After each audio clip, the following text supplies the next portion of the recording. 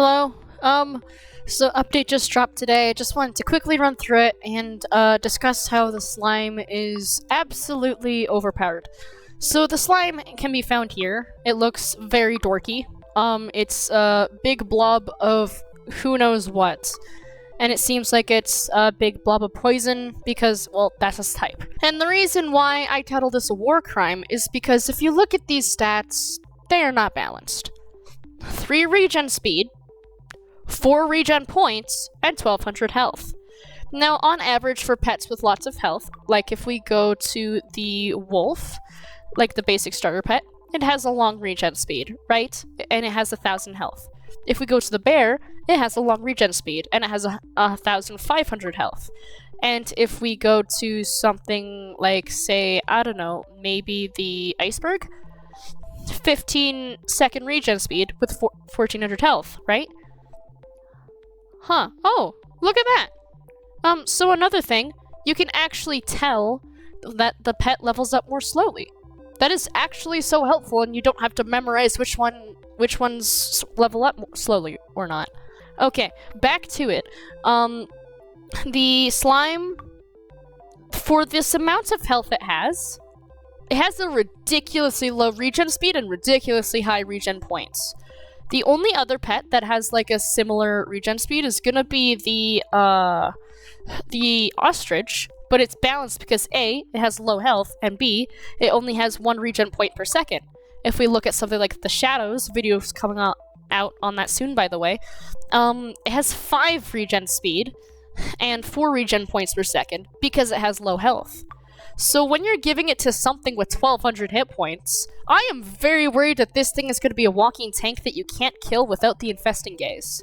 Like, maybe you could use a fire statue, but I'm not sure.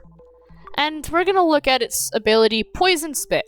The caster spits out a vile mucus that sticks to the skin, poisons, and blinds the enemy. So what if this is telling me? It is smashing the poison effect and the blinding effect all in one. Now this is a bit of an issue. For one thing, blinding pets don't deal that much damage. You could argue that the octopus is one of these, but it's not specifically a blinding pet, right? It restricts your vision and it's meant to make the player, like, more defenseless so that you can go in for the kill. This is straight up blinding the enemy and dealing a bunch of damage. So imagine if the octopus could suddenly blind you as well as already, like, taking down your attack. That's kind of ridiculous. Now, thankfully, this seems to be more focused on the damage over time effect. I don't think this animal is paid to win, which is great. Like, this is only 15 damage. This is less than the penguin. So clearly the damage over time is gonna be pretty high in order to make this pet worth getting. But honestly, the stats alone make it absurd, even though nobody has unlocked it yet. This is a very powerful pet, and it's absolutely gonna be worth grinding. But this is what I'm worried about. This is very hard to kill. And this is the base regen stats. Just imagine what it's gonna be like if you can upgrade it. Of course, because its regen speed is so low, you can't actually get it lower unless you spend like a ridiculous amount of points. But this can still be improved to like maybe 6-7 regeneration points per second. And that's gonna make this thing a walking tank. And it's gonna be very hard to counter. Now, the only thing that's really balancing this pet is A, it's a poison type. You can use the infesting gaze to just kill it. And B, it's really, really slow. But it's not like that there's a pet that just like completely bypasses this and makes you a lot faster, like improving the speed of other pets around it and healing. Thankfully, that pet definitely does not exist, so this is hopefully gonna be balanced. Now, if we actually look at the Christmas event, Legendary Rangers and Krampus are back. 8 gifts are available for the next 24 hours. Another thing, Pilgrim's Hat has been replaced with Santa Hat. Gifts are everywhere. They give you extra bonuses. This is the best time to do gapple farming and crate farming. And there's new housing features. There's another trough, there's plushes, which I did not see, and there's a slime. And to make them appear, players must let perished apple crates rot. and each crate has a chance to spawn a slime, and an additional chance to tame it. So the crate has a 20% chance to spawn the slime, and if it does spawn, you have a 50-50 chance to tame it. So this is technically the second highest tame chance in the entire game, but because it takes so long for the crates to rot, it makes sense that it has to be this high because this is a big time investment to try and unlock a pet. If it's successfully tamed, the slime is added to your inventory as a potion, and then you can use it in-game. So basically, this is a completely different variant of potion pet.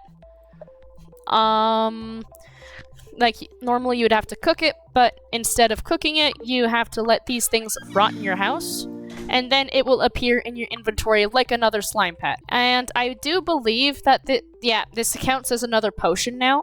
So you do need to let a crate rot in your house to get the achievement. And it is epic, because it's a 50% tame chance. So that's nifty. Although it'd be cool if we could, like, figure out a way to have a higher chance to tame these. Because someone could get really unlucky and spend a lot of time for nothing. And that should be avoided whenever possible. Alright, next thing. You could lock your house. Lapamouth said it's long awaited, and oh my goodness, I am happy for this. Because this provides a counter to potentially sabotaging if it ever gets implemented. I already highlighted this issue in my other housing video, so this is just great in general. Your house lights are now visible near the pen. I don't know where the pen is. Poop and bones count are now displayed inside the house, which is great. And Tamon's clip less within the house limit. And the adventure is... And there's new gifts in the adventure, new water mask skin. Bosses now appear in the server system, which is just gonna save so much time, right? Like, although it would be great if the bosses actually matched the biome that they were in, because I don't think that this dude shows up in the ocean. Like, I could be wrong. So this could be a lot more accurate, but this is a great start because it prevents, like, a lot of server swapping, and it just makes life so much easier. Although, once you refresh it, obviously everything is correct again. So, this is a great start. Remove Thanksgiving and remove the birthday. And now there's balances. Buffing the Reaper, slight attack increase. There's a buff to Scorpion, which has more hit points and a second -1 skill cooldown. The seal is better, which it kind of need because, let's be real, who remembers the seal? The Flood Dog has been nerfed, and the Cheese, Butterfly, and Firefly rate has been increased.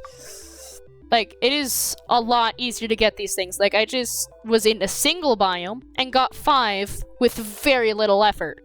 That's hard. That was very hard to do before this update, but now it's really easy. Thanks to this little change, right? And the Clown Hat has been nerfed. It takes 2.5 times damage. And the Imposter Hat has been buffed. You can't spectate them. And the Pup Tail protects against the skill effects of dogs, and the damage protection increase is from 50% to 60%. So yeah, that's the update. Thank you for watching. I will have a video on shadows within the next couple of days. I don't know when I'm going to be posting it because I have a school rock show and some rehearsals I need to go to. So I'm going to be very busy overall, but keep tuned for that. And try not to get insta-killed. And, yeah.